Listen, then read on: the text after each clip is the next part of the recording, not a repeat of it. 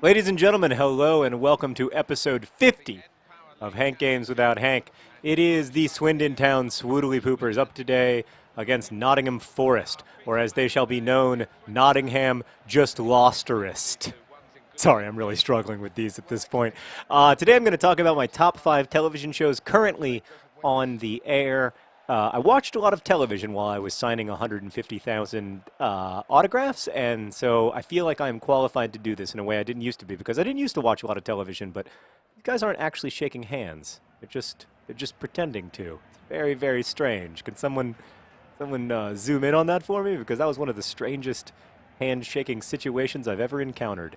I'm going to talk about my top 5 television shows because now I feel like a bit of an expert in the field. There's no touching. Is there some kind of opposition to touching? Very strange. But first, let me tell you about the squad for the day. We've got John Green and John Green up front. Ball John Green and other John Green, teammates in life and in love. In the middle, in the midfield, we are starting today with Leroy Williamson and French the Lana at the wings. We've got Perry Perry and Gordon Taylor Fletcher. We've got Rampage and one size fits Hall anchoring the center backs, and of course Fat Lucas in goal. Can't remember who our other defenders are because they really never factor into my commentary. They do stop a lot of goals, but well, that time he didn't. Hamill. Oh no, what's happening?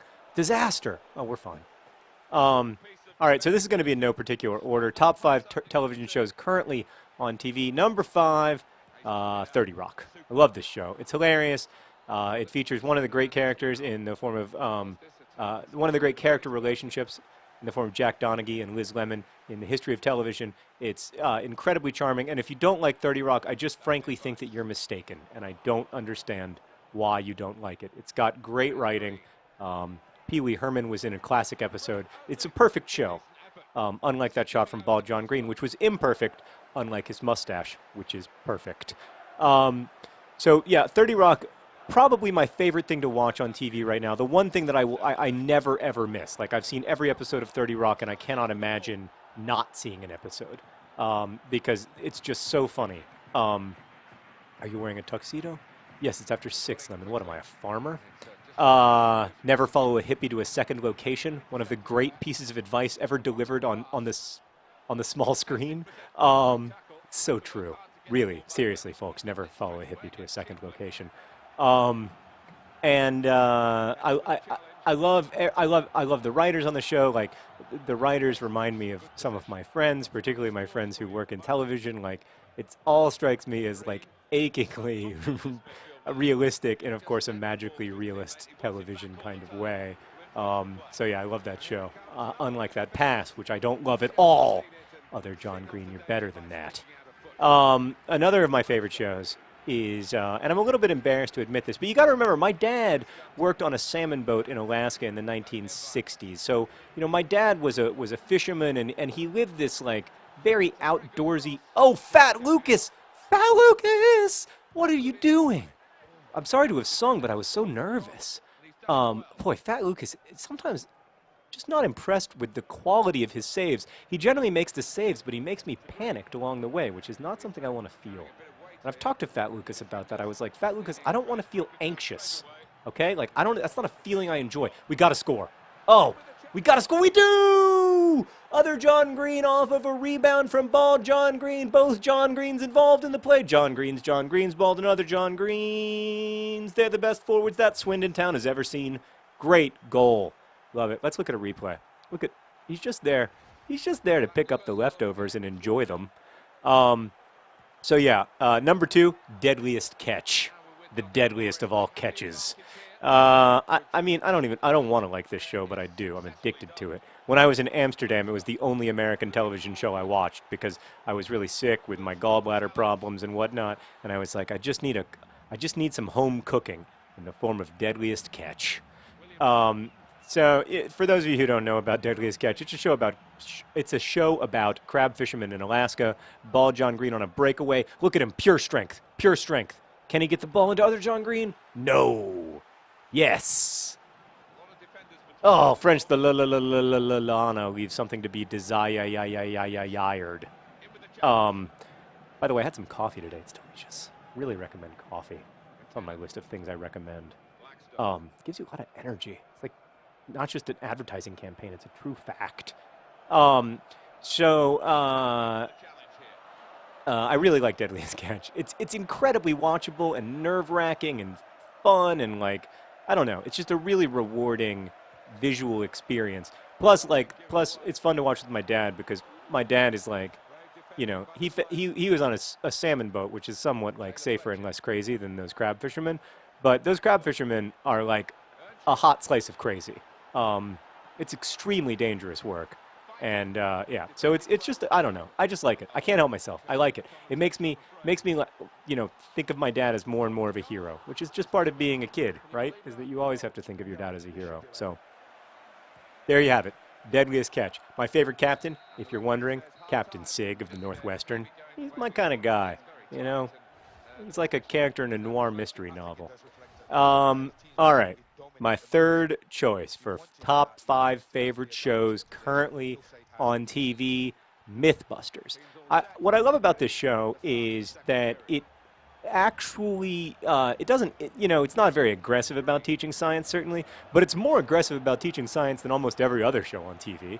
You got to finish. Yes, Bald John Green with a great finish. He doesn't give up. That's what I love about him. One thing I love about Swoodly Poopers, they never quit. We're all about loyalty and heart and not giving up. And whoa, Leroy Williamson with a great jump over Bald John Green, which is not easy to do. The guy's 6'5".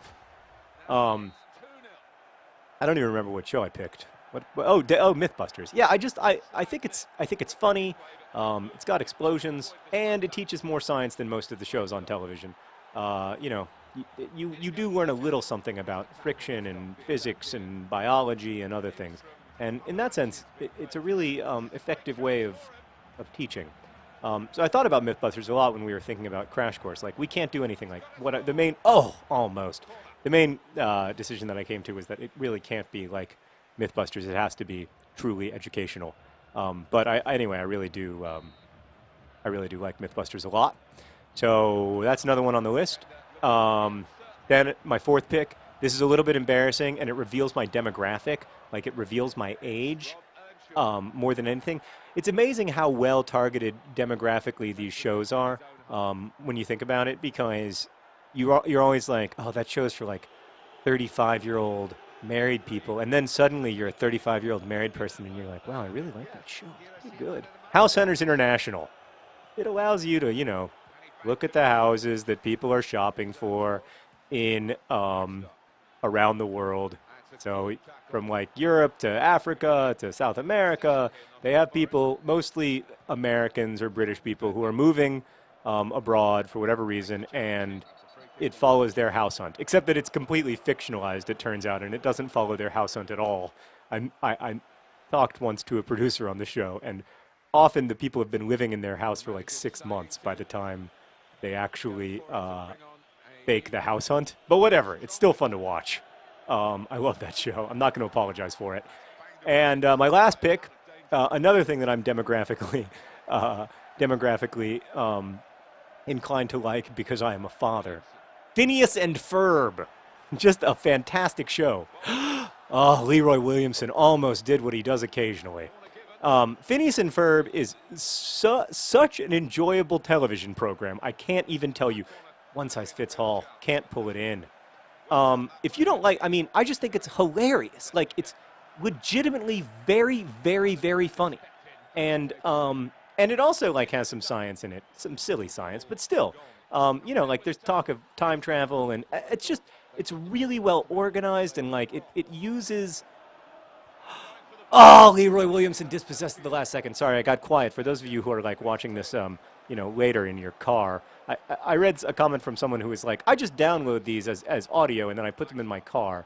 Can't possibly be that interesting, but maybe it is. I don't know. So anyway, I'm a big Phineas and Ferb fan. I love the format of the show. I love Perry the Platypus.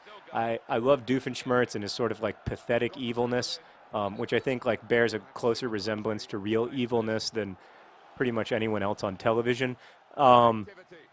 I think I like, and I love Phineas and Ferb and their feeling that the world is available to them and that they have, you know, in a way that like kids often feel like they don't, that they have the ability to shape their own worlds and their own lives.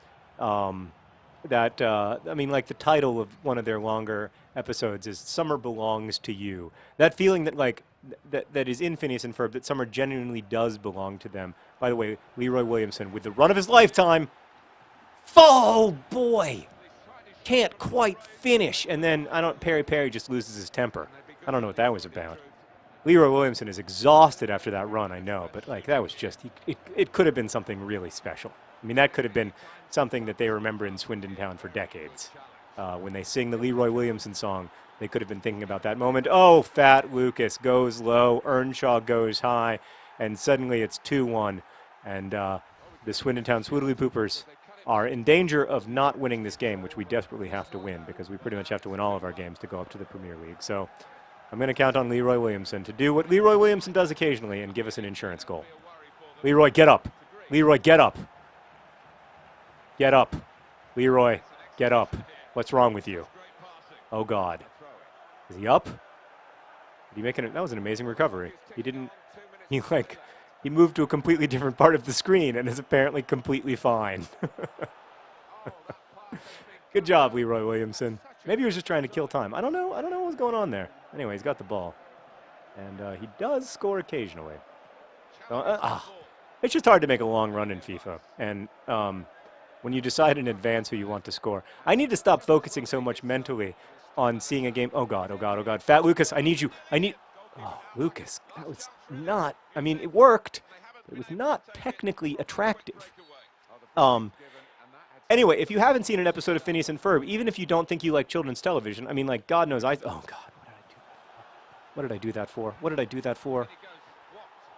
Fat Lucas, great save. Actually, you know what, Fat Lucas, you just totally redeemed yourself. That was a really great save in the 90th minute to preserve a win for Swindon Town Swoodly Poopers. That's why you're still on our club, Fat Lucas. That is why you are our starting keeper. 90th minute save. 2 goals from John Green and John Green. They get a goal with Earnshaw, but we still win the game, and we dance, we dance, we dance. We have mustaches. We dance, we dance, we dance. We have mustaches. Great game from all the Swoodly Poopers. A big win, and our opponents shall smell their pits in shame. Thanks for watching, and best wishes.